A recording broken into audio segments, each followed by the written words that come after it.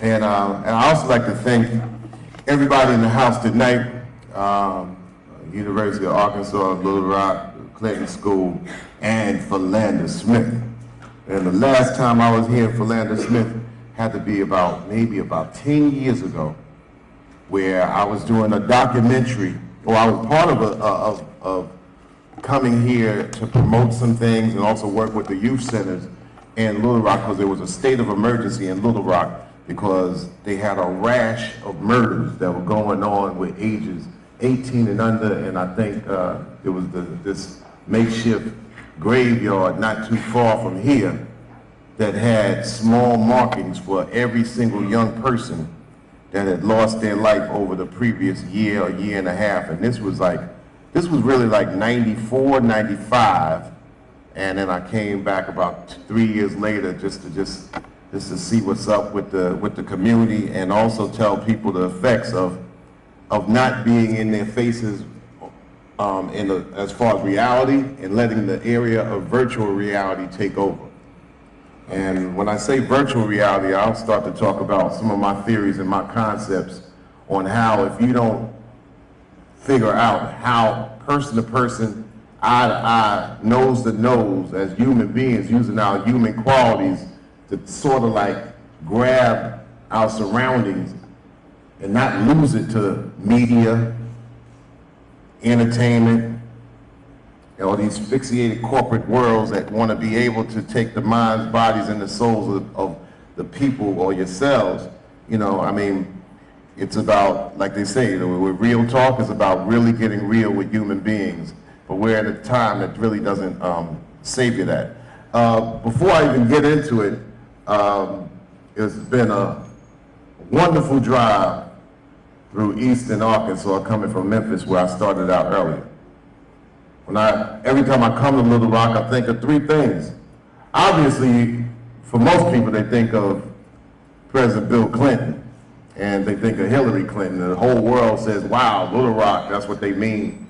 You know, when I think of Little Rock first, I think of Central High, where in the past, I contributed to in fundraisers and playing benefit basketball games, and also knowing that Central High just made it so important for us to realize that human beings are equal and deserve equal rights to get education from whence they live and where they live. And the fact that the center point of education in this country comes from places like Topeka and Little Rock is real important, and always something to bring up and not take for granted. And we're living in some out of sight, out of mind times where, as much as people say that they love something, they really can't explain why they love what they love. You ask the average person, like, okay, you love this, explain what it is. If you had a top 5 of songs, name your top 5 from 5 days ago. Name your top 5 from 6 months ago, and then all of a sudden, duh. When I also come to Little Rock and Philander Smith, I obviously have to think about, especially driving from Memphis, and now I'm surprised to see we're graced by the great Mr. Al Bell.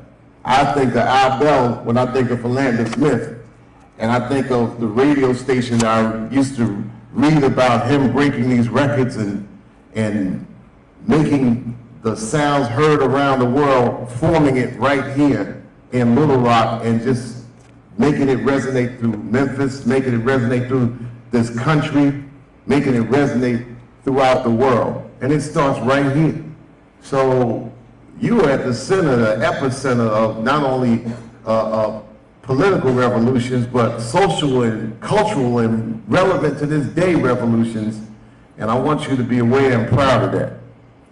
And these are some of the things I think about when I travel from Memphis today. But number one, when I just go to Memphis, I can't think of other than just the cultural foundation and foothold that was put there by giants of our time that I never ever will forget.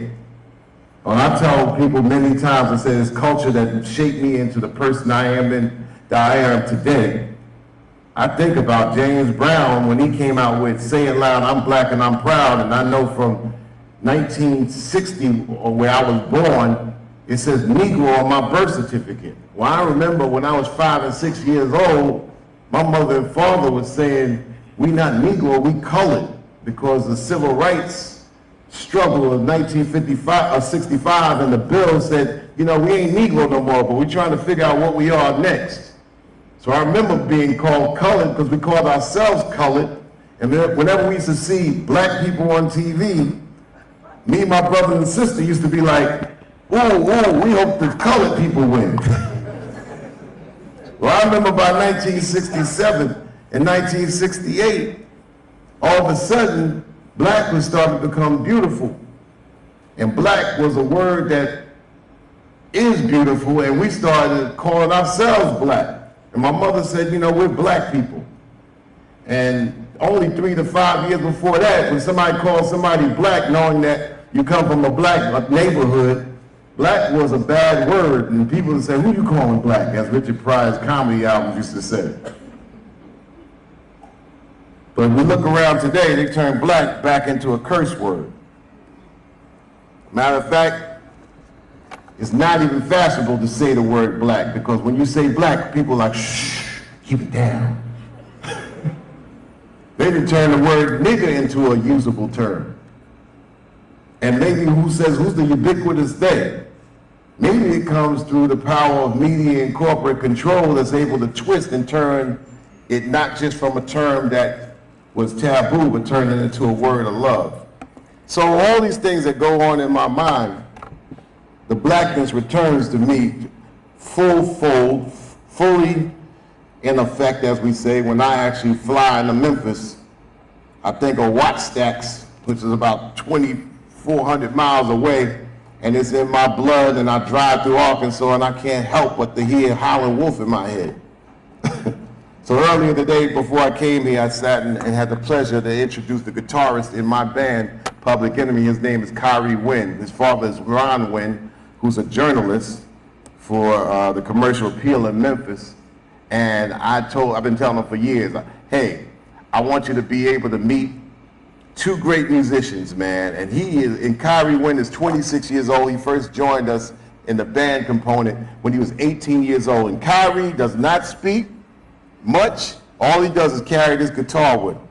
And at 18 years old, to study Hendrix and every single guitar player and musician, he's on the tour bus around the world, because we've taken him to 30 some odd countries, and he's on the tour bus either into a book about music, playing music, or listening to music, but not just as entertainment, but listening to it as a science.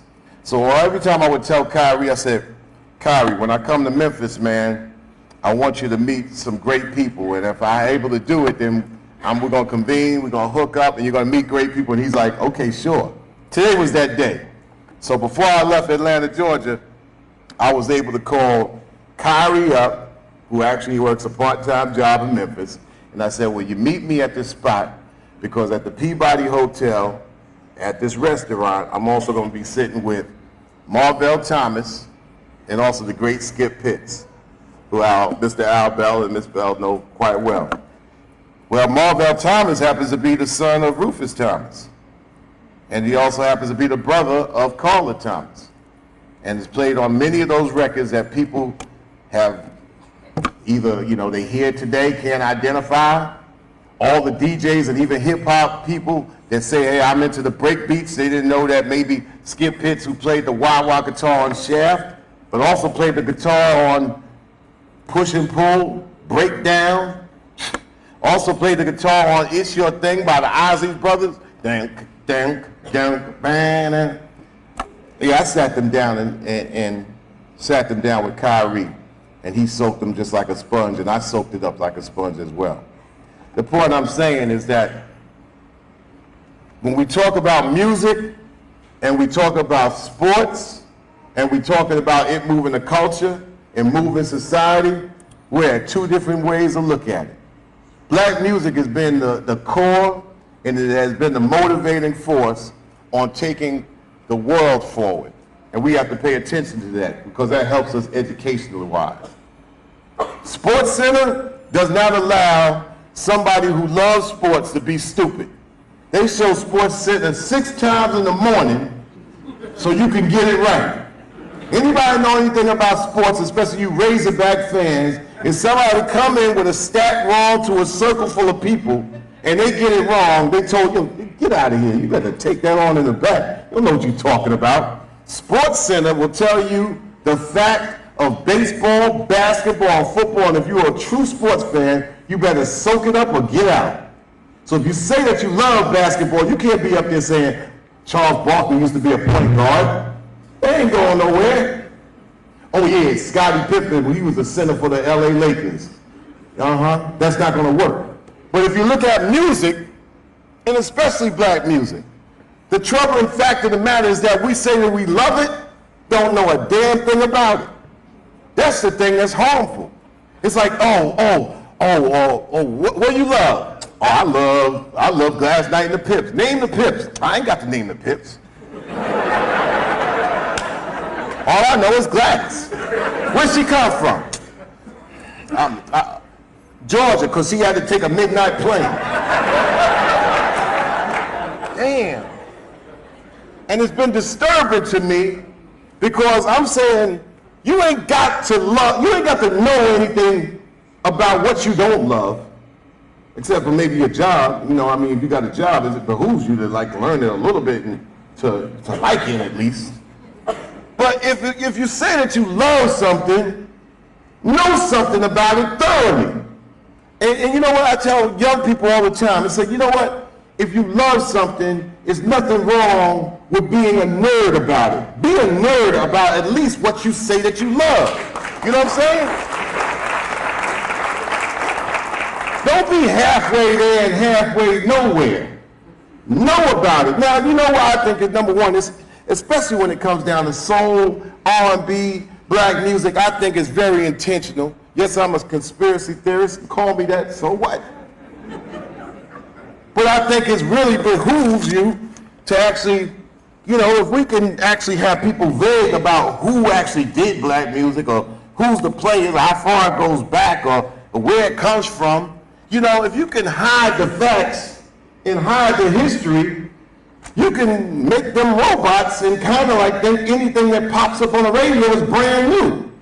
You know, it helps a situation to turn somebody who has the human aspect of logic, rationale, and deductive reasoning to actually say, I'll get rid of all those common sense qualities because that's what it used to be called, common sense, when sense was common. Your senses are your logic, your rationale, deductive reasoning. That's what separates you from a monkey or a dog. Now, if you can actually say, you know, like, okay, we can remove those, then that will set you up to be what? A robot. That will set you up to be, as corporations call, a consumer. Because they can always con a consumer. And with a consumer, I could tell you something that's been around for 100 years and tell you what? Yo, I got something brand new. Buy it. Reach in your pockets, dog. Time to spend your money. It's hot. It's new. Go get it. And people go get it, and already this is the same thing that they had 10 years ago. But you don't know it because that's old. It's played out. Now what's old is only a year ago. So therefore, if human beings are being reduced to consumers, they can have you consume logic and philosophy, just like what's going on in this year's political situation. I left the curse words to the side on that one. Okay, I was doing the interview, I'm right next to the Clinton Library. Clinton Library, you know, I said, oh, what a wonderful time to talk about politics. Because the person asked me on the phone, he said, what do you, simple questions that actually make you cough on the answer. What do you think about Obama? What do I think about Obama? I told him, I said, I'm the wrong person to ask if you don't know the answer already. I said, I'm going for Obama, you know, based on me checking out history and the resume of the United States of America being a 48-year-old man. I say, I'm going to vote for him for all the right and the wrong reasons and spell them both with a W.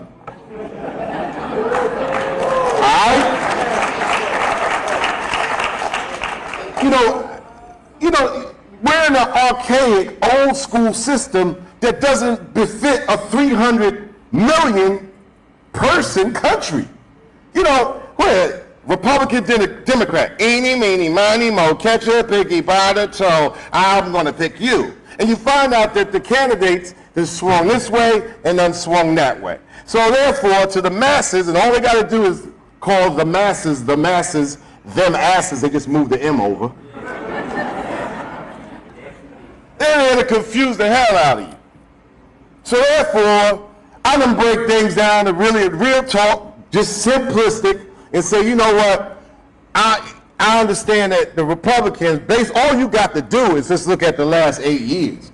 You know, they got this email going around that just shows you, Clinton and Gore, and it shows you Bush and Cheney, and all they got to do is show gas prices.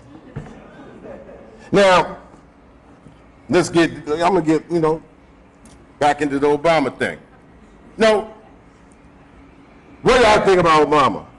Okay, even if I don't like him, even if he happens to be my worst friend, right? I gotta look at this other team and say, well, ain't the Republicans been there 8 years, right? And if it's bad for America, knowing the track record on black people and the rest of America, we're at the bottom of the totem pole. I don't care how many black people y'all see on TV.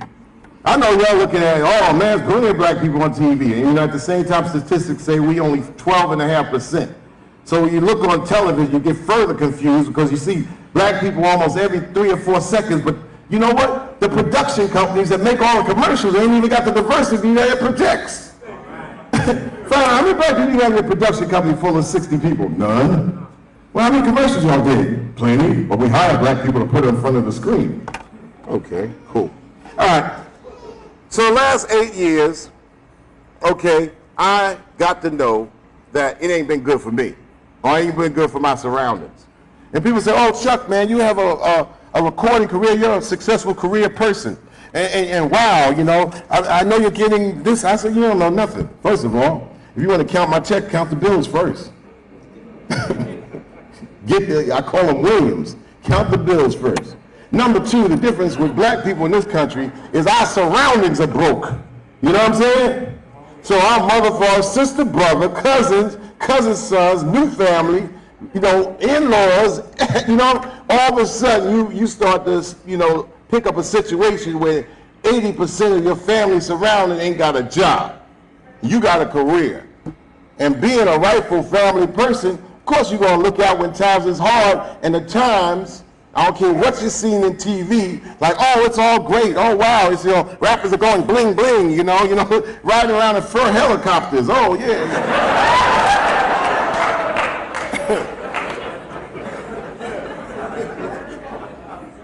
That's when it starts getting stupid and you start to legitimize stupid.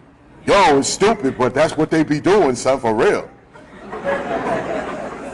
Then you got BET starts chipping in the Booty and Thug Network. Let's spell it. Booty, B-E-N, Thug Network. That's how they spell it. MTV, E-M-P-T-Y-V. MTV. Empty. Why? Because they give you nothing. And although they voted Fight the Power, the top song of hip-hop out of 100 songs, I got in the truest sense of the song, am I grateful? I'll be stupid to say I'm not grateful and thankful, but that decision came from a corporation that sat around a table full of 4 or 5 people to say, oh, let's vote Fight the Power, because Chuck D is going to be a hip-hop honors honoring De La Soul. So it's another marketing campaign. So a lot of people, oh, Chuck, what do you think about VH1 giving you, I don't give a damn about VH1, Viacom, BET, MTV, go.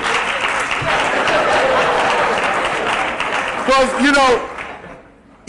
the truest spirit is to just straight out John Carlos and Tommy Smith their ass. Like, here's the trophy, here's my other hand, poof. They ain't come from the people. So, back to Obama thing. Oh no, it's gonna get real up in here.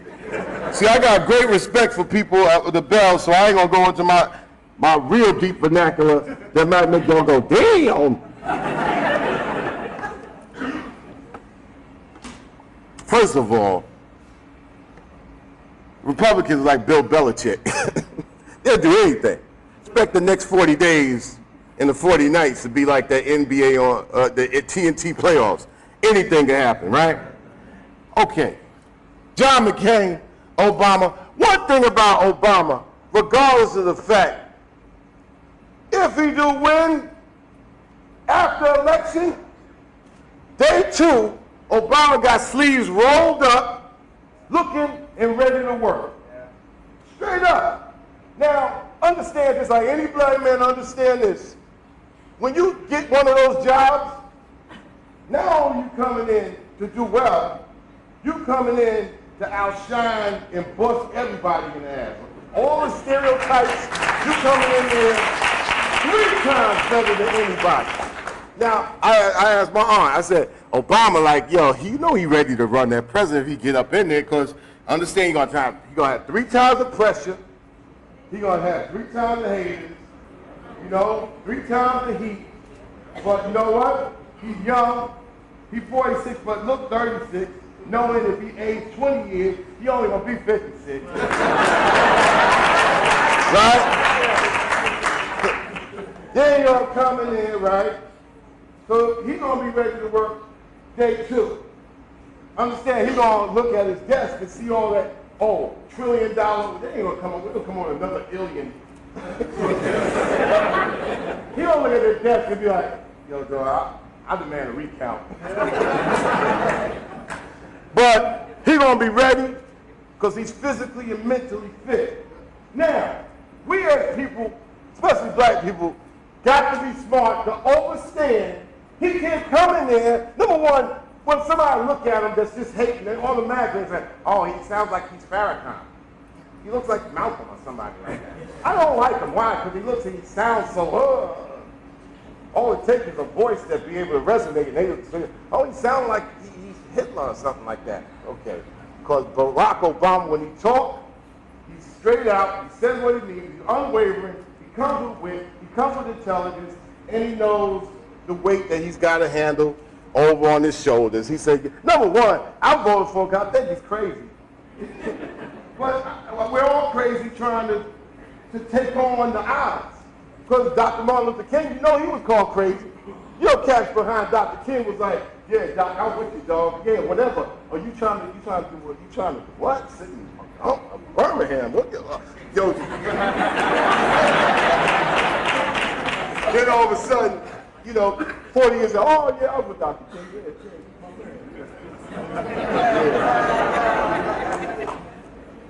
It's like everybody was at that last Jordan shot game. But you know that, you know, I like my aunt, I said, yeah, he's fit to run the country. She said, he's fit to run the world where he prepared. Now, John McCain, I'm just being real.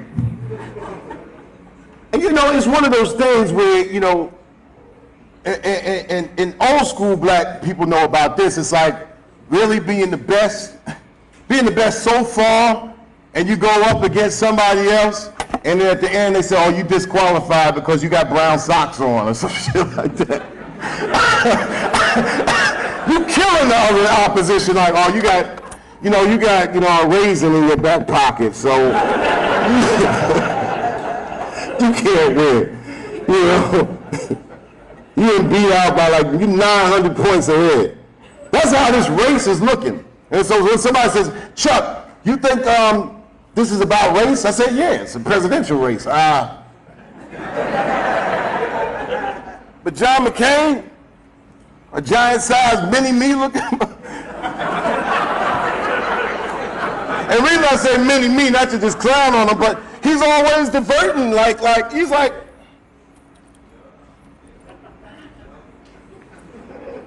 I said, whoa, yo, is Sarah Palin his marionette or something? Or are you pimping up top or something? What's going on? Now, regardless of whatever you think about John McCain, because you know what? I said don't believe the hype, which is a perception. I'm not one of those perception-believing cats, because it seems like today, cats will invent perception and all of a sudden throw it at everybody, everybody's supposed to believe it. You know, and when I said don't believe the hype, I didn't say don't believe everything.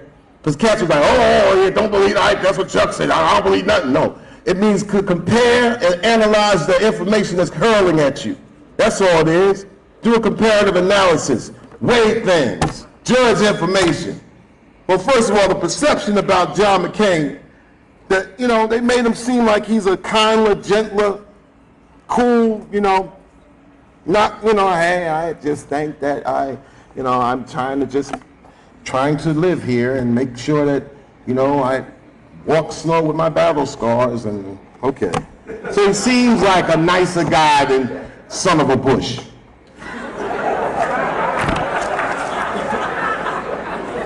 Oh yeah, son of a Bush. And Mr. Penis Cheney. I'm just going to give him a scientific term. I'm not trying to call your president Anyway, your vice president. But as I was saying, John McCain seems like if he won, he ain't going to work till the second month after the inauguration. Then when April comes, I think July, he's going to be like, people of the United States of America, I've really appreciated your concern and you're voting me in as your president. And the other day I was just talking it over with my pretty young wife, and I was thinking, I'm 73, you know.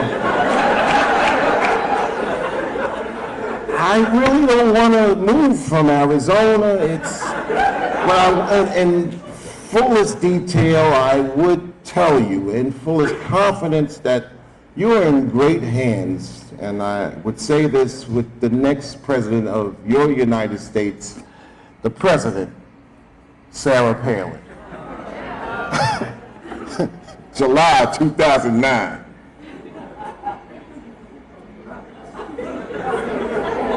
Y'all looking at me like this is an impossibility. There's 25% chance of that happening. Each one of those persons got 25% chance, 25, 25, 25, 25 of being the president, vice president. Or maybe I'm mathematically off, but you know what? We ain't talking about a fifth person up in there. Now, I believe in the Green Party and what they say. You know, Cynthia McKinney and Rosa Clemente, I know them. If I'm gonna vote for somebody, I want to vote for somebody I know personally. But I made that mistake with Ralph Nader in 2000. You know, and at the same time, because you have such archaic, simple politics that it's either this or that, like Black Sheep record used to go, we got a situation, you gotta look at this like, yeah, Cynthia and Rosa, roll back a little bit for this, you know what I'm saying? Because this team cannot get in there.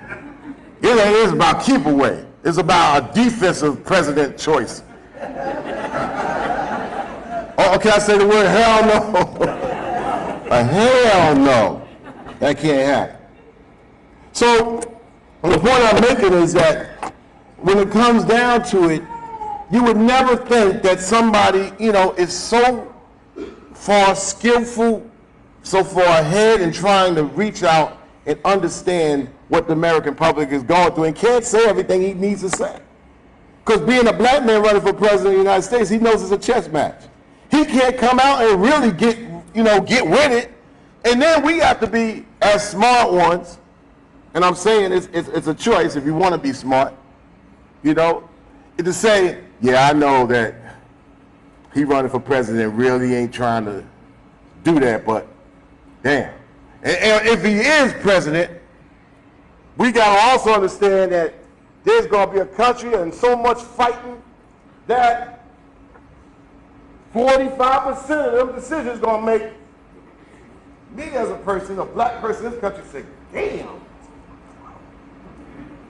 But you got to understand the situation. The only thing that will make a person pay attention as a president of the United States who is African American, because he's truly African American. You know, I throw the word black around because, you know, black just covers the diaspora. African American, yes, his mother is from America and his father is from Africa. He is an African American. Let's not be racist in this. You can be white and be African American. But judging by the racial stereotypical rules in this country, you can't be, you know, white and be black. And that's stupid too. That's because this country has been so twisted in its philosophy of what people and what race is. They don't have not the slightest clue. 2 days ago, I was in Montreal. Montreal in Canada, they look down in the United States and they say, man, every time I go to the United States, I gotta come back to IQ rehab. United States Americans are poor on geography and history. You take the geography away and the history away from a person, they have nothing in waiting to be told like a slave. One of the biggest situations that just shows stupidity in this country, and that's for most Americans, not even knowing where we are even here in the States, much less the world, is looking at Katrina happen. You had it as a national broadcast, and you had people wondering like, wow, I didn't know there's so many black people in New Orleans. That's because in this country it's so big, 2,000 by 3,000 miles, with two appendages called Alaska and Hawaii, which is in the middle of the Pacific. Most of us are concerned about anything outside our regions. You already know, y'all in Little Rock. You ask somebody from Charlotte about Little Rock and they think y'all in the West Coast. Then you say, okay, you know, and when it comes down to even New Orleans, you know, you have people surprised, like, I didn't know the Mississippi's in St. Paul, Minneapolis. Of course, I don't live there. So if you got all these scattered understandings of what geography is, and it's a big turf, maybe the turf is too big. Because what's happening in the rest of the planet, people, there's another beat as far as the rest of the planet, the way countries are acting and interacting amongst themselves. Canada is no different, and let me tell you, although Canada is a big piece of land, and their philosophy has been twisted by government, the thing about Canada is that what? There used to be that little brother that used to be like, come here. And the United States used to give him a little nookie. Come here.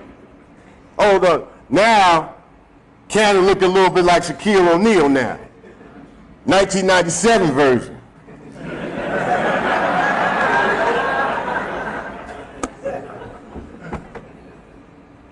And now, what's up with Canada? All I got to do is ask statistics that Americans don't know. Look at it, how many people in America?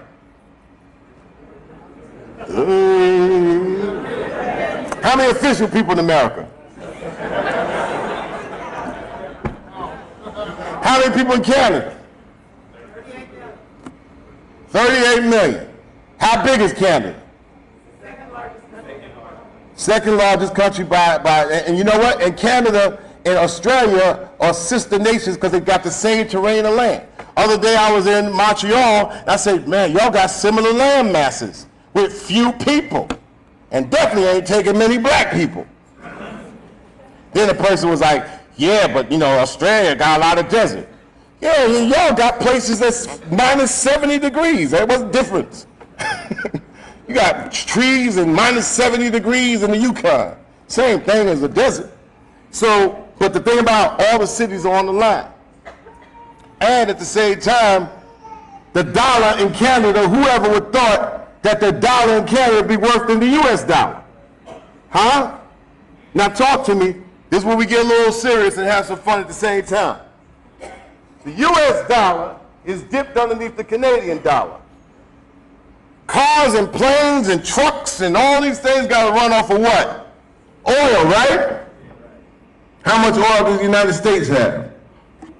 That's debatable. How much oil is the United States going to take? You know, I already heard that back in the day. You know, that's why I say a homeless person that's down and out, he sometimes sounds better than the politician. You know, back in there, all the pundits talk about, oh, Chuck, you said that, you know, when Bush wanted to go over into Iraq, he was going there for oil. That's not technically correct because, you know, a homeless person would say, man, Bush didn't start that war, so he want them people oil so he get that money. They ain't one sounding right at the end of the day. When it comes down to the future of the world, what's the oil of the future, people? Water. Fresh, clean water is the future of the planet. That's the oil of the future. What's the oil represent? Oil. That's where oil and water do mix into high financing. And when they talk about global warming, first thing that go down is what? All that ice in the Arctic. All that ice in that territory, Canada says it got a big chunk of it and it belongs to them because it was unwanted territory for many, many years. And now it's all coming down to that little ice cube, that little swallow that's left. And you know what? 30 million people, 38 million people, everybody up in Canada say, yeah, I know y'all got problems in the United States, but we all get rich. You want to know the toughest border in the whole world, at least in this hemisphere? Try taking your tail to Canada. How many of y'all been to Canada? Uh-huh. How hard was it getting in? You know, back in the day, you could get into Canada and be like, yeah, I'm from the United States, let me in. Throw your middle finger up there, like, thank you. You ain't got a passport, you need 4 pieces of ID. This brother stopped me and said, damn, I didn't even know you had 4 pieces of ID. Cassie's up there showing their OTB cards and pulling out all kinds. Get a pass. How many of y'all got passport? Yeah, because I'm talking to the converted. Go on and ask your surroundings. Go three blocks down and ask about a passport. Because most Americans feel safe. I don't need no passport because I ain't trying to go nowhere. Clinton was the president of the world, gotta come here. Get a passport. You got to treat going to the post office and get a passport like you do when you go to Kroger. And they trying to make a game out of that. Y'all know that because in many states, you got a felony, you ain't getting a passport. And that game is figured out in the prison industrial complex and the military industrial complex. And that military industrial complex is got a little bit of that prison industrial complex mixed in it. And in the major cities in this country, many of y'all think, yo, man, we made it now because we up there Soulja Boy and T-Pain, which happen to both look like Flavor's sons.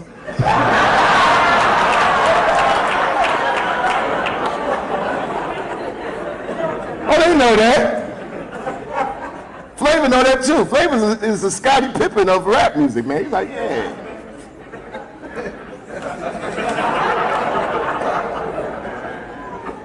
Uh-huh.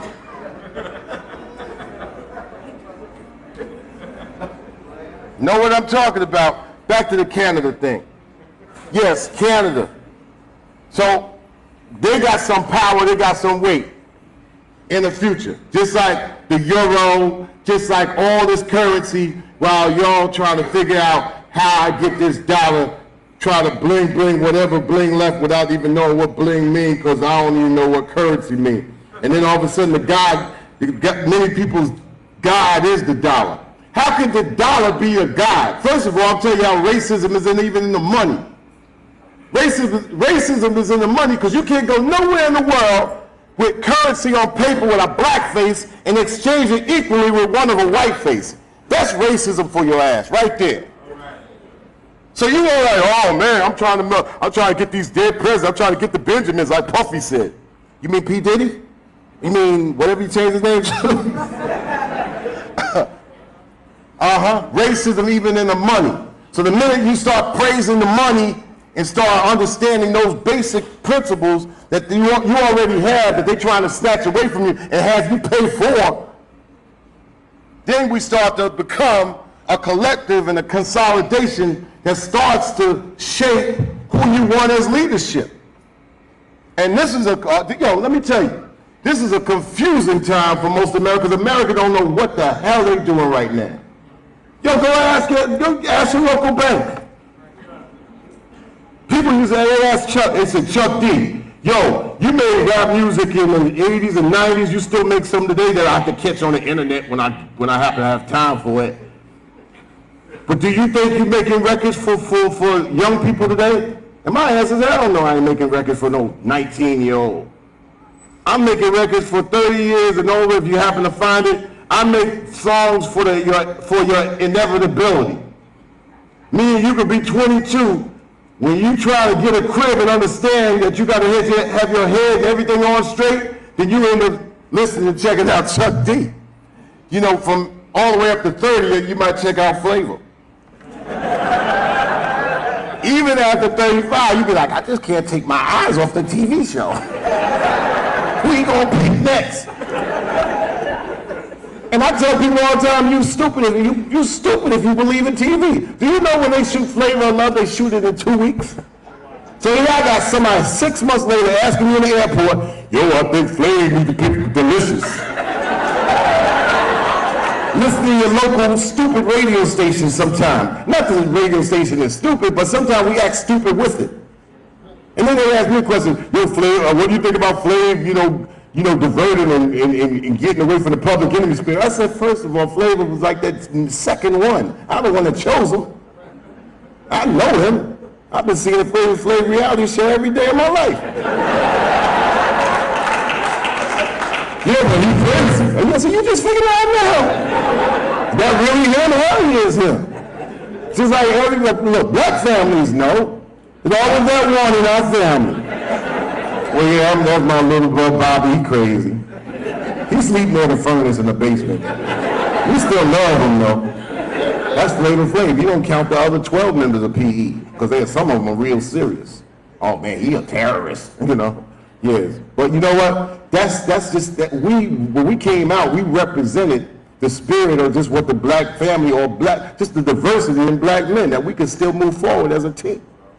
And that's where we have to understand, even as this nation, you got to get into, whatever happened to the we as opposed to this thing that's popped up, this I. I ain't going to be able to do a damn thing but try to connect and collect as a we. In the black community, I couldn't do a damn thing. It had to be we have to get this done to make them understand where we at. First of all, Barack Obama ain't going to pay no attention to no black people if it ain't we. He's going to be like, yeah, I understand that, but, because he's going to have a whole bunch of constituencies of we's coming at him. I come from New York. David Dinkins was the mayor of New York. David Dinkins couldn't even get around the black people. You had all kinds of community, Italian community, Jewish community, and they made sure they was on David Dinkins' tail every day complaining about New York City, how they need to pay attention to their community. You don't think it'll be no different in this country if we don't start figuring out how to turn into a collective we? Now that's not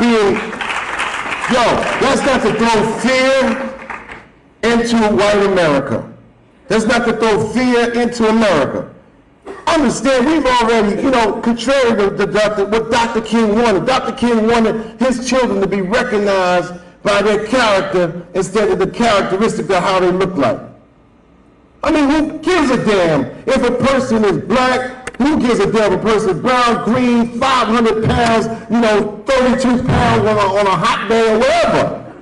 They got to do what they learn. They got to do what they thoughts. But understand where we come from. If I left there, hit this place right now, and I actually sped away robbing a gas station, they're going to say, oh yeah, he was black with a black shirt and a black hat, black. Now, of course, we got some liberals who will be like, well, he just, what did he look like? He was kind of like, he had a black hat on and he had a black shirt on.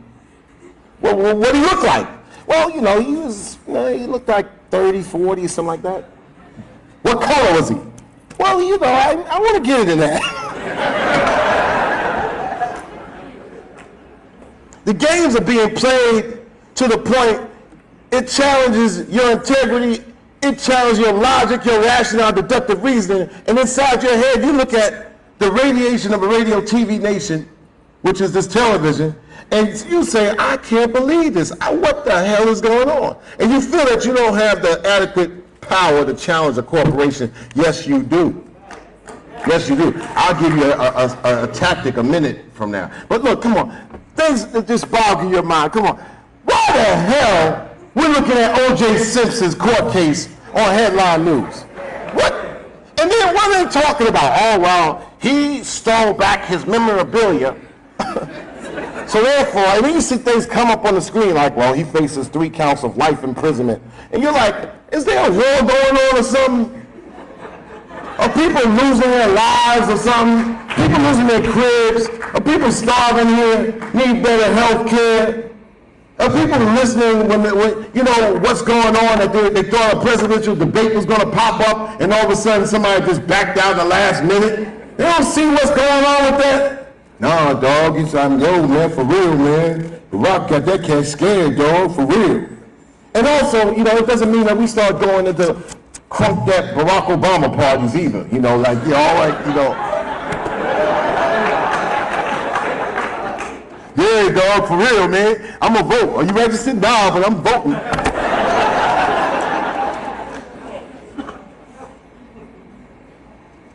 You know, morning shows, when I hear them on radio, I don't like them because everything is carbon copy, because corporations have taught that the we should be an I, and whenever it comes down to counting us as a people, it's not about the quality, it's about the quantity.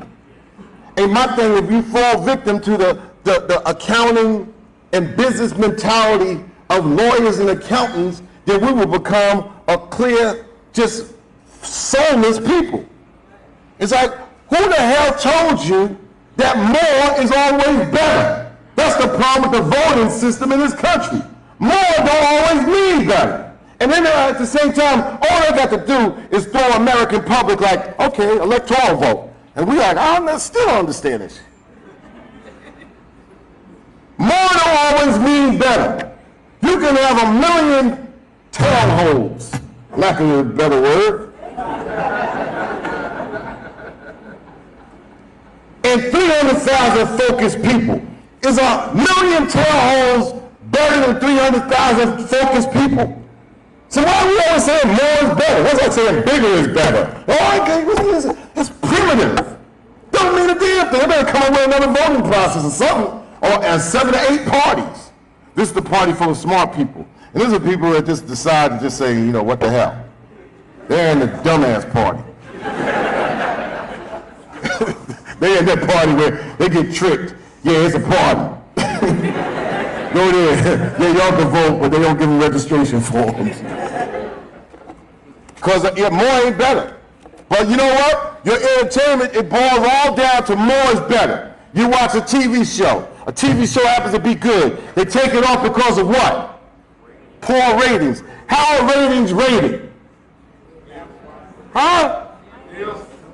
Nielsen. Who? Who the hell is Nielsen? You know, last time you see somebody come around and try to figure out what show you watch. How many of y'all black people saw somebody named Nielsen come to the crib? What's up? My name is Nielsen. Hello.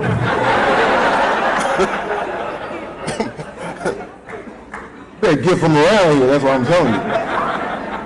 That's why I ain't got no reality show, because I'm the type of person like, you know, Flavor's a camera guy. Me, I'm like, yo, you got 4 seconds to get from my crib.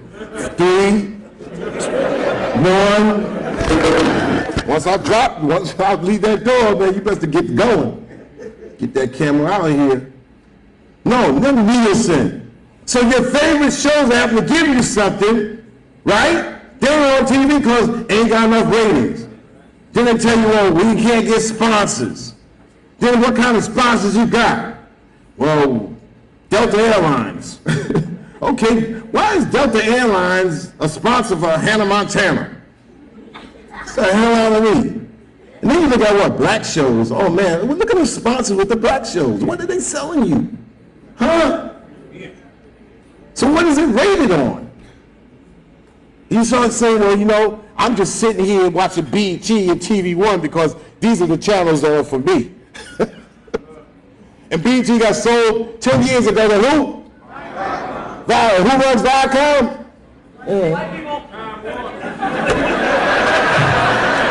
White people. No, what's his name? Summer Redstone. How old is Summer Redstone? He's about 91 years old, and he's the one that said, yeah, vote Fight the Power to be the greatest rap song of all time. Summer retired? Rich white people never retire. Get that, get that. He ain't retiring. He's dying. He's gonna die. That's about it. So what? Yeah, you was teasing? It was tenured? No.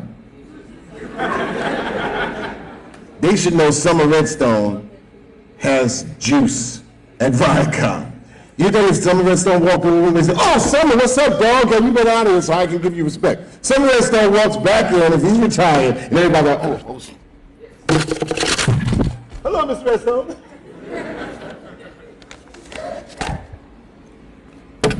In that situation, whenever they tell you that the shows that you like can't get the ratings, can't get the sponsors, and the shows that you wonder about are on all the time, you got to start wondering on the other side of the TV, like, who's behind this, man? And it's not so much what you can handle, it's just that when it goes across the United States of America or across the world, and you start wondering, like, when you go to places like Africa in 2008, whether it's Western Africa, which has what? You can say Nigeria and Cameroon, and Eastern Africa, which has Kenya and Ethiopia, right? And you go there, and when Mr. Al Bell actually instituted the meaning of stacks into Africa in the 70s, to the point when I went to Africa with the late great Mr. Isaac Hayes in 1992 and saw him being a student as a chief. Young cats were coming up like this, 18 years old, but they wanted to be engineers, and then that vernacular was one of respect. And that became because Stax had put so many records into Africa that it instituted a cultural foundation that lasts to this day. Somehow, the powers that be had taken the DNA of culture, interwove it with what they say, all right, yeah, it's modern, it's hip hop, and infused it and poured it back into Africa. So if you go to Africa and West Africa, don't be surprised if somebody say, yeah, what's up, my nigga? What's up, nigga? Yeah. Bap, bap, Tupac, boom, to the head, nigga. How the hell are that gonna get in Kenya in 2009?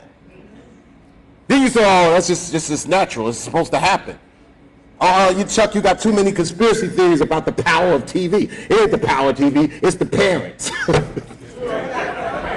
Stop fooling me with that. Don't even fool yourself. We're in the day of the 37-year-old teenager. You kidding?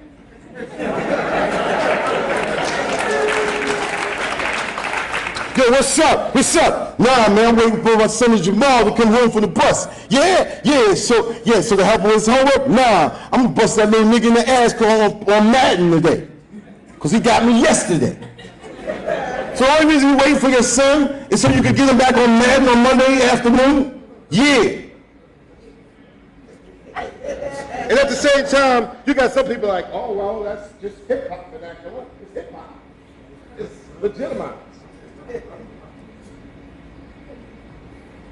Prison industrial complex, military industrial complex. These situations are increasing and it's serious business. Right now, 2.5 million people in prisons, and they built facilities ready to hold 5 to 6 million people by 2012. Who do you think I'll go?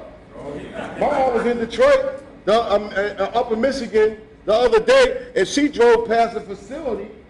She said she couldn't, she said the facility never ended. She just kept driving. She said, I just drove by a wall and it just kept going and going. And it's brand new, and who you think they're gonna put in there? And it's so far up there, the Upper Peninsula, up near the bay, it's cold up there all the time. Come on, man.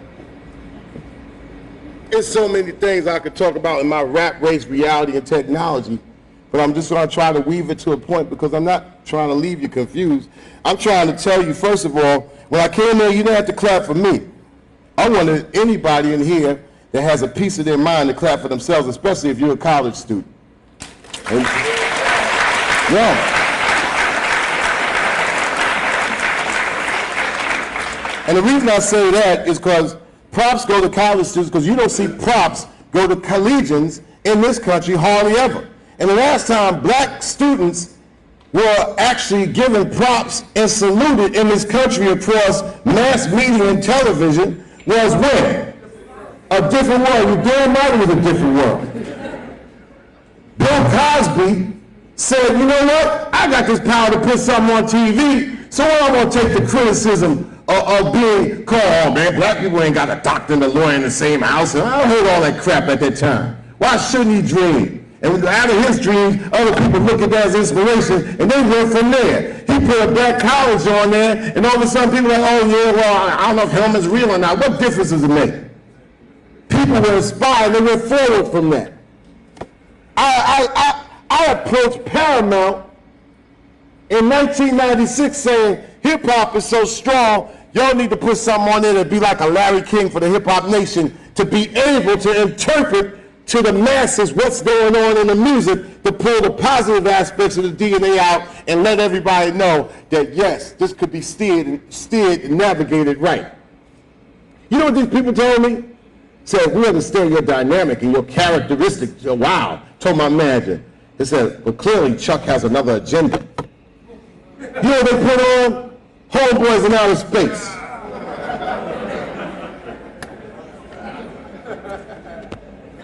My props go to college students for intelligence versus thuggism. Collegiate thug is an oxymoron. Anybody think they were part of the Philander, Smith, Crips? No such thing. No such thing as the University of Arkansas Clinton School Bloods. So no way you can be on a damn college campus standing up there trying to act like you're the hardest dude in Philander Smith. Don't count. You know where the damn streets are. You're on campus, you got one goal. Be the best here, get out and serve your community, wherever that might be, wherever you sit your ass and live. GPAs need to not be rusty bike GPAs. You know what a rusty bike is? Meaning if you decide to have some money, you decide to get one of those Hummers because you was infatuated by what video you saw, then you go put your money down on a Hummer or whatever, or some whack vehicle like that, because I only get you a mile to a gallon. I see the dude turn into something. He's like, man, dog, this turned into an extra room to my crib. That's all it was. You put that money down for one of those cars anyway and somebody gives you a rusty bike, you should be mad. Why? Because you didn't get what you paid for. Now how many students out there with rusty bike GPAs? Bring your GPA up, that's what you paying for. Because things you pay for and you don't get worth, you don't get anything out of it, you're mad. It's like buying a shirt with a hole in it. So why you gonna buy education and end up with a hole in your education? I ain't talking down to you. I ain't talking down to you at all. I ain't telling you about what I did. Like, yeah, I graduated with a college degree in 1984. I got a lot of accomplishments, and you know what? Really, my college degree is what told me they cannot even take my mind from me. That's the thing that can't, you know, the paper's one thing, putting the paper to work is another thing, keeping the thing on your social science and your study in your head is another. What you gonna do with it? That's what I kept in me. So besides all the records and all that, you know, yeah, that's the end result. You know, I thank my mother and my father. Thank God, you know, number one. And also at the same time, my accomplishments is knowing that I went to school for 6 years, not 4, to get a 4-year degree. Because I had to bust my head and my tail to try to do well in that. And got kicked out as a freshman, went back in and finished Dean's List. Because I knew that, you know what, 18 years old, it ain't no game. People don't understand, they try to say that you 27-year-old, you know, the MTV Viacom Networks is extended teenage years to 33. It's a lame-ass excuse.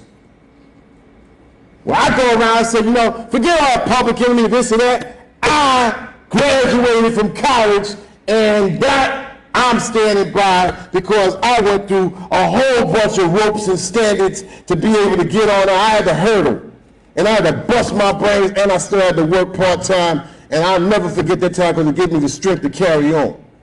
Now, what are you going to do? They say, all right, Chuck, if you got it inside you, when you talk to younger people, and it's a hell of a lot of them, the older I get, what you going to leave them with?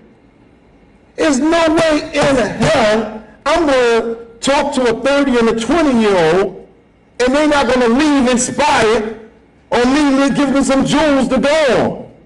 There ain't no reason for me to talk to somebody 22 if they can't leave me inspired. TV will turn people out to the point you see the 40-year-old come up in the club, got more sense, but still gonna try to play and young himself down to say, well, first of all, You know, I'm up in here, you know, age just a number. 40 the new 30. That's what the 40-year-olds say. You don't hear nobody 20 years old telling nobody 50 the new 40, 40 the new 30. That's some old people I'm making stuff up to make me seem like I'm down. 40 years old. You might, even if you look young and all that, go ask somebody 21 years old about yourself. They be like, dog, yeah, you in shape and all that, you do, but you old as a mother, for real. Yeah. And you know what? Even the 21-year-old, I tell them, I say, oh, you think you're young, right? Then next time ask your 10-year-old brother how young you are. Number one, your 14-year-old brother got the same entertainment you got. They know more about what you're supposed to be in it than you. Then you will end up being a moral compass. Like, yeah, I tell you, they little badass kids. I tell them to get right, but you ain't right. So how you gonna tell them? I tell people all the time, LL Cool J come out with his album. Other day, LL Cool J, 40 years old. He's one of my favorite rappers of all time. But at the same time, I say, L, get real for real. Just understand what's going on. L, you come out with an album. I like it. I'm 48 years old. I've been listening to you for 24 years, ever since you was a teenager. I like it. Now, people my age ain't necessarily, because he was complaining, he only did 44,000 and Lil Wayne did 1 million. Understand this, Al. There's 20 million people that know you, just like 20 million people that know Lil Wayne. Now, the difference is, and don't blame it on downloading, the difference is what? Demographic. And you got 30 of those, well, you got 15 of those 20 million people that are over 30 years old. Now, when your record comes out the first week, somebody might pull out some money, but all of a sudden that record store they used to see ain't there no more. The chain, I ain't going to the mall. Damn, gas is like $4. I'm hungry. Oh man, I got 7 kids. Man, I'm going to church. I listen the gospel. I'll buy it. You know, my mother reads some of that. All of a sudden, the $20 that you had dips down to what? $1 that you can spend for LL. And all you gotta do if you happen to go to that store is see an LL's greatest hits. Because there's about 15 other LL albums there. And you got, you know, and teenagers are gonna be like, oh, LL Cool J, and you might have teenage girls like, ooh, yeah, but you know, he's my daddy's favorite rapper. They got their own room. Lil Wayne is 25, 26 years old. He's got 10 million, 15 million teenagers that love him. And only 1 million of them are buying it. Which means there's 14 million other ones that might say, I'll get it another way, I might download it. Don't compare yourself to them. You can't even compare yourself to him. Yes, you're black men in America at 2 different ages. You're in the same business, but you got 2 different business models. And you, come on, man, how much can you ask for? Everybody been supporting you 25 damn years. They supporting you in so many different ways. Don't be greedy. But see, artists have been trained to represent corporate greed because corporations are always greedy. And so therefore, you've seen an artist model over the last 20 years, or really the last 10 years, that's always been about greed. That's why they're always showing off what they have in front of you. What's going to make people follow something that, okay, you ain't got no money, I got money, I'm going to show it to you, you want to be like me, spend your money, give me money, you get broker. Doesn't work in anything else. Now, here's where I get to talking about the radio situation, and I'm going to break this down and then I'll take some Q&A or something because this is fun for me. Because I start to ask questions that boggle my mind and boggle yours as well, but you sometimes look around and say, you know, the older I get, the less I have somebody to share this with. And the smarter you get, you start realizing the more robots that are around you. And you see that even if you're able to break the programming of turning human beings into robots, that's what the Matrix is about. You start realizing that everybody around you starts to work and think like a machine. Average radio station in the United States of America that plays black music calls themselves what? What the heck is urban? What is it? You can call something urban, you know why? You can call it urban, meaning what? You can take the black ownership out of it immediately. And you don't have to communicate to the black community. In the past, they were called black radio stations. You know, even if it was white owned, and I'm gonna be black and white in that term, even though it was white owned, at least when they played black music, they allowed the DJs to talk directly to the community, black people, not only about just the music, but to talk about the music, to relate to people, talk about their situations in life, talk about the area. This is where you stand in the world. This is how you need to pay respects to your people, to the God above or whatever, and just mix it like gumbo and make people say, wow, this is the voice that reflects what I'm thinking but legitimizes me at a higher plane. I love the radio. It wasn't just about the music, it was about the DJs playing the music. And not just playing it, the DJs honored the music and would present it to your soul. And be able to take this extension of the soul that was a presentation and have you almost kind of like be willing to let your soul out on the radio. This was even further enhanced when people started calling into radio stations and just dropping their soul to soul. It was a soul-to-soul relationship that was a beautiful time in our history in the 50s and the 60s and the parts of the 70s that the corporations realized that once upon a time they said there's no money in black anything. They said there's some money in this black. There's no money in black albums because they only can sell some 3 minute at a time, little 45 that just got created back in 1951 by Bell Labs and the RCA in 1949 with small record players, and they got this thing that turned into, they call it rhythm and blues, which was turned by Jerry Wexler, which none of y'all probably know, which actually, you know, when you know that you saw a Ray Charles movie and actually saw his person playing his character, the guy that says, you know, we let you do your thing, and then you start saying, oh yeah, wow, wow, then these names start making sense. But in '69, Al Bell, Stax Records institutes the meaning of the importance of the long-playing album, which lets the whole record business say that, wow, black people like to buy albums. Now, the point I'm getting at is that when you talk about the power and the strength of the DJ and the power and the strength of the music, you know, we ain't make none of this up. This is all precedented. But they saw something in its makeup to not only get money, not only reflect people, but end up directing and dictating on how people should think, walk, buy, and everything down the line for the last 25 years, or the last 30 years since the beginning of later day R&B, and that's not rhythm and blues, that's Reagan and Bush. And Reagan and Bush, with Reagan and Bush came a whole bunch of different things that came to be unexplained. You couldn't find a plethora of guns in a black neighborhood anywhere in this country before 1979. Before somebody had a gun, you can't, oh, there's a gun. No, everybody had a gun. All of a sudden, guns became accessible for 12 and 13 and 14 years old. You had gun trafficking taking place alongside drug trafficking at high rates in 1980. 81, 82. Then drug trafficking turned into drug science.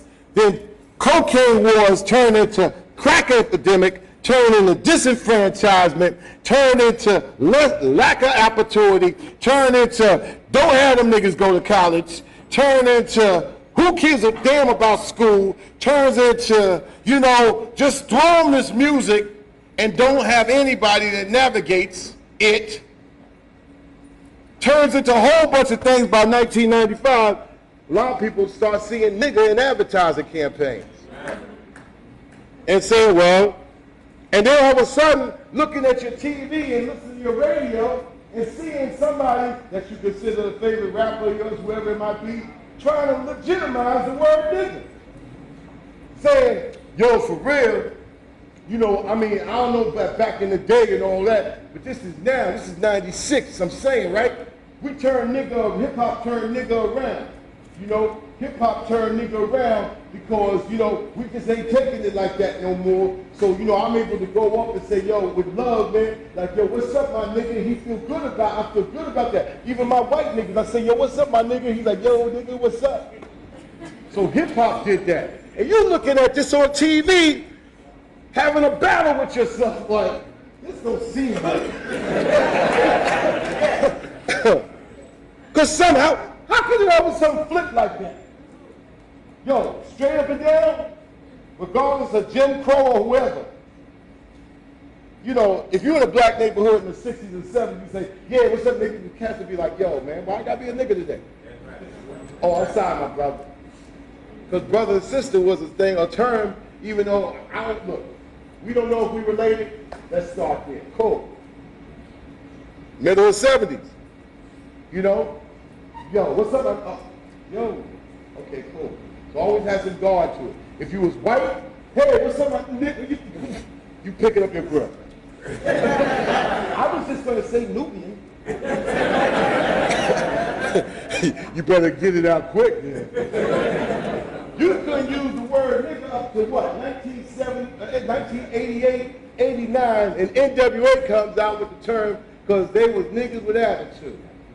And they kind of slept through, they crept through with using it almost in a street philosophical, lower LA type of way, because what was going on there with the gas fair, understand, guns in lower LA, drugs, and the drugs actually was implemented by the CIA in Southern California, which takes the street factions that started out as protective organizations, started them out, and then for the Crips and the Bloods, all of a sudden through the second generation, third generation, all you got to do is pour money in it, and all of a sudden the codes and the rules start to change.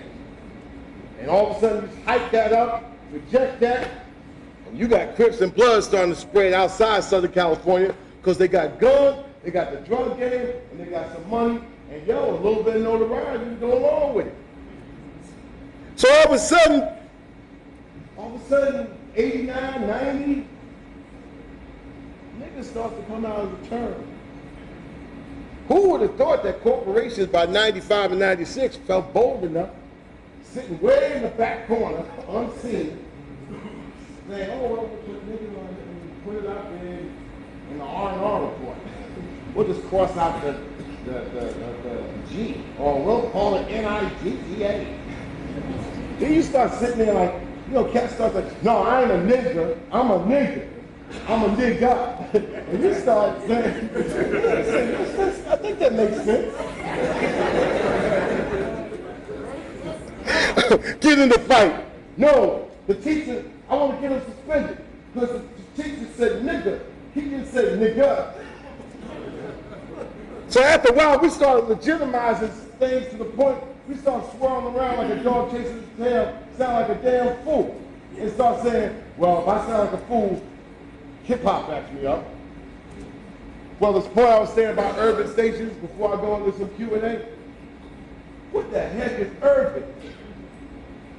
First of all, an urban station to say they're a home of hip-hop and R&B. They can't define hip-hop, and they can't define R&B. They can't tell you what R&B means, they can't tell you where it came from. But they're the home of hip-hop and R&B. Owned by conglomerates like Clear Channel. Clear Channel own a station in this neighborhood? Yeah. Who's on his name? Nobody knows. The boogeyman. He can do anything. He's the boogeyman because he's the unknown. How about another station group in here? Radio 1 still here? That's Captain News Network.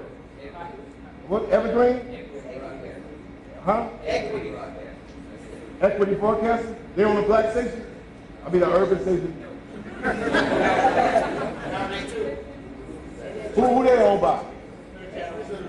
How come the black people don't know who owns the urban station? I don't know, but my kids listen to them. Now, they tell you, right? When they say, okay, urban station, who you broadcasting for? Well, our demographics are 12 to 19. Okay, 12 to 19. Your urban station. Why aren't you a black station? You play black music, huh? Well, we play urban music. Okay, judged by this country's rules, right? If you had to look at the faces of all the artists that sing and rap the music on this station, what would you call them in this country? 99% of them are black people. Oh, black is a curse word, sorry. Black people. African American. Now, I'll show you how racism is on the other side. If it's just an urbanization, how come they ain't playing more white urban groups? Because they said, no, that's just for black people. Then why are you calling it an urbanization? Who are you broadcasting to? And nobody ever gives you answers. Here's more to confuse you and make you say, what the hell is going on? It said, who are you talking to? 12 to 19-year-olds. What's the average age of the artist actually talking for your radio station? 28 to 35-year-olds. Okay, how many of y'all saw R. Kelly on BT? Damn, man. How many of y'all saw R. Kelly's interview on BT? How many of y'all heard it? How many of y'all mad at R. Kelly anyway? Okay. Some of y'all like, nah, I'm good, but I can believe I can fly too. Now, I'm not going to be like that person who's like, yo, R. Kelly, yo, he should be shameful, because everybody's jumping on against R. Kelly bandwagon. But let me tell you this. Whenever you take love out of sex and just looking to try to pimp somebody, you have what you call virtual pedophilia. Virtual pedophilia is when you have a 32-year-old making a song talking about like not only sexing out, but splatting on somebody's back and actually coming out or doing whatever, and the only ones that's listening is 12 to 13 and 14 years old every day anyway, right? And it's getting airplay not because everybody asked for it in the Little Rock area, because all these station groups took a survey and it's just been known this is what's popping in Charlotte, North Carolina, and what's going down over in Sacramento, California. So Little Rock, like it or not, we're giving it to you anyway. So therefore, somebody 12 years old, they say, well, you know, we base it on requests. What 29-year-old calling a radio station over and over? I want to hear T-Pain. I want to hear T-Pain. That's something a 14-year-old do. Many of y'all in college, you don't even do that 19-year-old. You be like, I don't even listen to radio like that. So if the demographics is 12 to 19, and people mad at R. Kelly, because they asked R. Kelly a straight-out question. They said, you know, do you like teenagers? And R. Kelly said, what do you mean by that?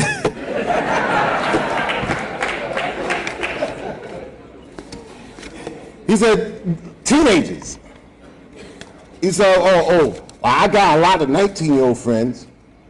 And I think that the whole incrimination of R. Kelly happens to be, you know, speculating that people think that you would treat, although it's legal, you would treat a 19-year-old, and I know we're talking Philander Smith, so I know if somebody wanted to have a date and R. Kelly came here and wanted to take somebody to McDonald's or somewhere, somebody be doing on the down low, like, shh, Ara, come on. But as far as R. Kelly is concerned, they said, you know, there's a chance that, you know, you treating a 19-year-old like a 15-year-old, so therefore you're a pedophile. But I would tell you the powers and the structures that be have already endorsed virtual pedophilia over the airwaves for the last 15 years. Because who can't sell a 12-year-old sex? Who can't? Who can't pimp a 13-year-old? Oh, we can throw anything at a 14-year-old. Many of y'all talk about the problems in high school. Do you know the middle schools? That's the killing field. The whole business structure here in America is looking at 6th, 7th, and 8th graders as that market, that core marketplace to sell anything to. And if you're a parent that don't communicate with your kid, they grab your arm and mommy buy me this or buy me that, or go on upstairs and listen to your 50 Cent album, leave me alone. You will get eventually what you put up there. And you know, this is different from the 60s and the 70s, it's different from the 80s, where I know I had to, if I wanted to sneak a listen to That Nigga's Crazy by Richard Pryor, I had to sneak that, because there's one turntable in the house. And my mom is coming home at 4, I'm getting home at 3. I gotta, and you know what? Even if I'm listening to it, I can't retain it because I got nothing to tape. I ain't got no tape. I gotta, you know, I gotta listen to it and maybe try to remember it and try to catch it tomorrow. That changed. Because when the music business and the hardware companies started to incorporate themselves and buy up the software companies, i.e. Sony buying CBS in 1986, they already created the thing that changed the world. The cassette player, the Walkman. What the Walkman allowed, it allowed young people, it allowed you to self-program yourself as an individual. You didn't have to share your music. You could tell Johnny going up there and play, and Johnny would still have their music when they didn't have to share. He could go to the backyard and listen to whatever they wanted to listen to and be on their own tip. Many of y'all remember that. Later on, the Sony Walkman cassette morphed into the Sony CD. And many of y'all in this place, you only know the CD. When the CD is old school now, CD is still a #1 seller, blank. Because blank CD be selling like a mom. So that just kicks everybody in the tail when they start thinking about, oh, the CD ain't selling no more. Nope. Yeah, you can see blank CDs, man, Walgreens, Best Buy, man, Best Buy blowing out of blank CDs. They just have problems selling somebody on it. So, the point is saying that you attack a corporation by finding out who its CEO, COO, and you know, you just don't send them a letter or email because they'll just put, you know, you coming from the black community, they put it in the black community pile. Junk, spam. That's why I think they name spam, because they say I know black people like spam, so we're gonna call unwanted unwanted emails spam. Because when black people got a complaint, they're gonna put in the spam file. But you need to know who the program director and the music director and where they live. You need to know in corporations. If you don't like a corporation, you need to know the CEO, the president, their social security number, where the kids go to school. Because number one, they're the gatekeepers. And if you think what's coming through the radio is sewage, then who's actually by the big pipe pouring it into your river? You better figure it out. You can't say, I'm going to just attack Clear Channel. That ain't going to work. Corporations are protected by the legal vow that makes you not even know the individual. They operate as a we. And then you got things that just don't work, like, yeah, I don't let my kids listen to radio. I don't let my kids, you don't know what your kids do at 8 hours a day. Oh man, I'm surprised that my Johnny was just beating everybody up for 8 hours. Not him. I'm the one to give the whippings in the house. Yeah, he taking out on every student in the school. So this is not a big I, little you type of conversation. This is one of love that I think, number one, and I'll just run through these quick notes. I think instead of thinking you're just going to be a citizen of the United States, I think that's limited for the millennium. I think you better start working on being a citizen of the world, a citizen of the planet. We only got one world. We can't go nowhere else. And they already mapped it, they already mapped up every little piece of real estate on this planet. It's already figured out. Where's the next real estate? In your mind. The real estate of the millennium is mindsets, your brain, your thought patterns. And now I would tell you that protect your real estate, your mind. Because the more that you do that, you'll realize all that's around you become more mind. You heard about the saying, oh, so-and-so done lost their mind. No, now you have so-and-so losing their mind, giving it away. Here, take my mind, think for me. One thing I have a problem with, and I'm not one of those people like, oh, I hate the young generation. No, because there's already 3 generations under me now. Generations are getting slimmer and slimmer, 5 years apart. 28-year-old don't talk to the 22-year-old. 22-year-old don't talk to the 17-year-old. That's 2 different generations right there. Before, a generation was at least 10, 12 deep. Nope, 5 years apart, maybe 4. So with that, you gotta look at it this way. If a problem I have with the last 2 generations that many of them are just some undecisive, you know, just afraid to make a decision, afraid to just say, I don't like that, afraid to say, I love that. No, it's like, how do you feel about that? And start looking around. Well, it's, this side go, oh, yeah, I dig it, I dig it. This side, oh, hell with that, it's whack. Oh, yeah, it's whack. So what do you think? I'm just waiting to see. Yo, you in the generation, you know, you need to start making decisions that you don't like. Go to the core of your heart and say, I ain't feeling that. No, no, simple word, no, or yes. That's why when it comes down to this vote, it ain't no time to be confused. If you 18 years old, don't start giving young excuses. I'm young, I don't know what's happening. No, they would send your ass off to fight in war. You were grown, you were not no child. You almost deserve some of the respect that somebody 70 would, because they expect you to come up and pick up the baton. Now don't say I'm 18, so all of a sudden I need to have all the accolades. Nope, you ain't got no accolades yet. You grown, you at the starting point. It's like before you know, on your mark, you're set, you at the end of set. Goal is your collegiate career. Goal is your 5 years from 18 to you 23, 24, and then when you really start to say, all right, now I'm in the race, I kind of put, you know, I'm okay. Don't think you're too young, seriously. You go around the country, man, and people like 24 busting a United States 24-year-old all up, killing y'all, destroying you. Math, science, architecture, you know, culture, already, you know, don't think the best hip hop is here in the United States. You're crazy if you ain't did, you know, I know it's best is here. How do you know? Where you been? Nowhere. How you know? Cause I feel it. Do you know in hip hop, the 4 elements of hip hop is what? We can talk about hip hop for a whole day and I ain't got that time. Huh? DJ is what called, hey, DJ is called turntablism. All right? Turntablism in the world finals, there ain't been a United States DJ in the last 20 years that been a winner 2 years in a row. If DJing and turntablism was in the Olympics, it'd be way worse than the USA basketball team before this year's team. Don't think it's automatic, like, we for the States, so it's automatic. Nope. You be coming back with your tail between your legs, losing in turntablism.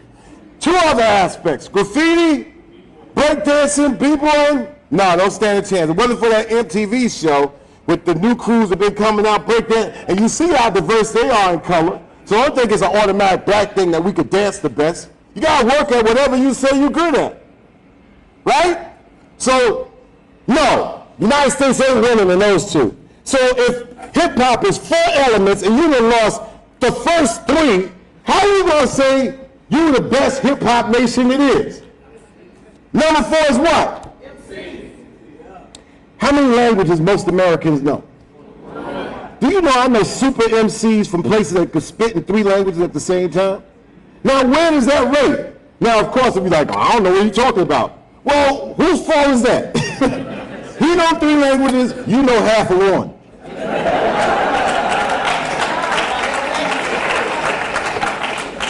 No, what we got here, dog, we got production.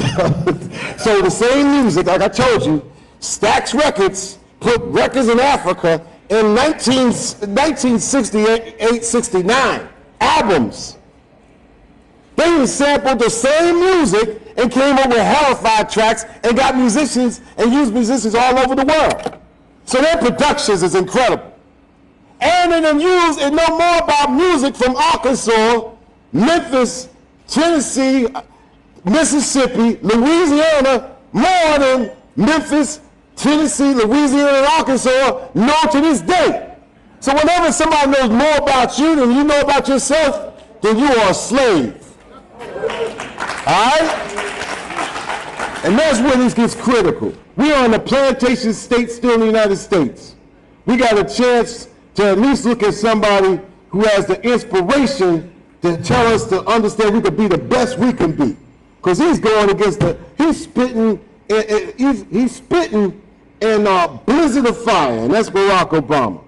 And if anything, we should be able to say, that's some inspiration we could get out of this cat, and we can at least be a collective to maybe steer him some of the time. Me as a black man, I know day 2, if Barack Obama gets in, I got my hard hat on, my shoulder pads, and I'm ready for anything. You want to hear it all. Oh yeah, what you talk about, black people? Your boys in there, so what you talk about? We all good now. Hell no. You know that's coming. All this stuff they was talking before. Oh yeah, but y'all already had a black president. It was Bill Clinton. Who the hell came up with that? Dick Gregory already made that out. All you have to do is go Dick Gregory on Bill Clinton on YouTube, and he'll tell you that Bill Clinton is not a black president. If there's anything I hope for the Dream Team, because I thought that a combination of Barack Obama and Hillary Clinton would get the job done. It's about the job. That's what it's about. It's about the job. And sometimes the job, making sure I stay out of the way of whatever America's job going to be. Because sometimes we could be the process of a job they're trying to do on us. So, but as far as a chess game, that Dream Team, and I thought Hillary put a foot in her mouth, and I just thought that that was the time where the Democratic Party just unraveled to some stupidity and didn't know that the Republicans are like Bill Belichick, waiting for them to slip up, and sure enough, they come with a McCain, Palin. You never see John McCain's name by itself. McCain, Palin. They're coming in there as a team. They're throwing a lot of hype in it. They're bringing back these old American myths and stereotypes that's going to get Western Kansas people just like, yes, these are, why would somebody from Western Kansas need to care about what's happening on the coastline? They got no reason, but you can go to towns in the United States that have been the same town for 150 years. This country is not 50% black people or 50% a country of color yet. So we better understand that you got people that think the old way, and they will get and be proactive and vote to keep things the old way, and that's why George W. Bush was in presidency the last 8 years. And you don't think some people trying to stretch it to 12? Not just to actually have an attitude here or there. They just don't want their situation to change any different. They might be affected with gas prices here and there and all, but they'll make their adjustments. They don't want their boat to be rocked where their lifestyle got to change drastically. But I gave you the case in point. Detroit, dropout rate for black males, 60%. Yo, that got to change. Seriously, these things got to change in these so-called city areas where we preside, or just, it's an American problem. So all these things with logic, rationale, deductive reasoning, hold on to your mindset. Hold on to your minds. Believe me, chain them down into your skulls. Chain your minds into your spine. Believe me, because they will be forsaken, they will be jarred out of many people, and you'll just see the heads and their minds being popped out of bodies like jellyfish, and you'll be seeing a whole bunch of carcasses around you moving as citizens. Be above that. It's about the race thing. Come on, it's always been one race, the human race. But racists benefited by splitting it up into so many places, and especially confusing Americans. Come on, man. Well, mathematics would tell you that things things balance out. Who the hell came a one drop of black blood make you black? That's some dumb, for real. You gotta be stupid. Ooh, you got the cooties.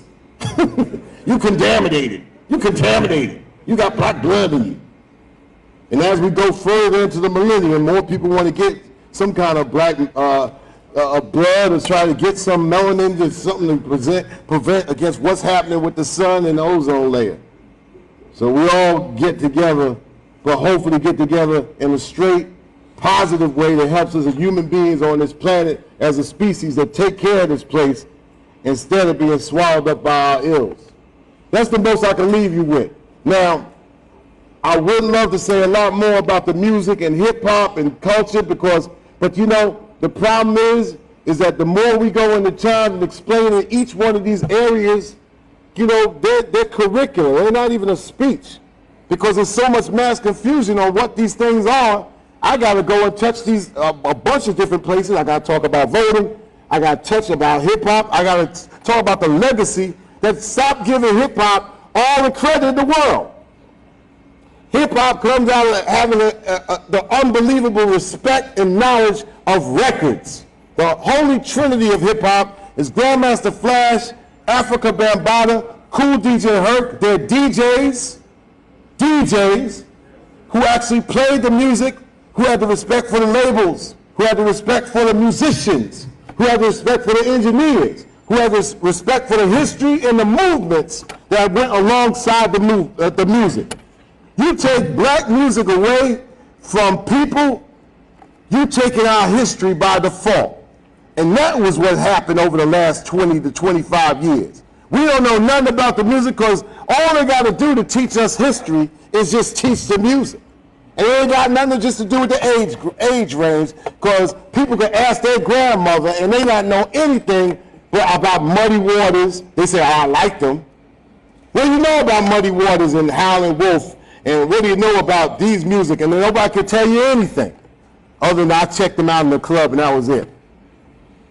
So we need to get into the detail. All we got to do in a curriculum is if we taught music, if we say we love music so much, if we taught music the who, what, when, why, how, got into the detail, who did what, you get already the timeline and you get the surrounding events around the music that already will teach you history and all those things that go along with it.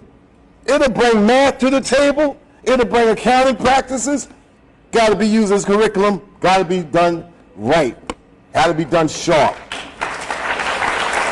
I think one of the, as I am one of the great speakers of our time, and I like to clap my hands and Mr. Eyebrow and Mrs. Bell as well,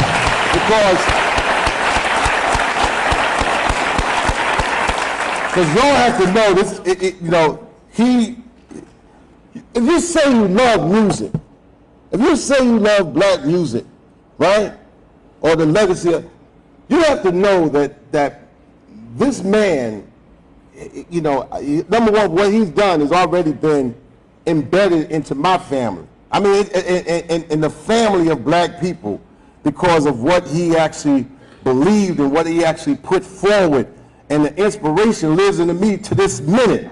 And if I did anything as an artist, like when doctors came up here and just said that the freedom of the road seldom traveled by the multitude, that comes out of the Barcades saying it at Wattstacks in 1972, which was embedded in me, which lived through hip hop, which Al Bell put together in Los Angeles in 1972 in front of 100,000 people. This should be every minute of the day. We should understand that it should not be forgotten. The minute we allow our achievements to be forgotten, we fall back so hard on our backs right back into slavery.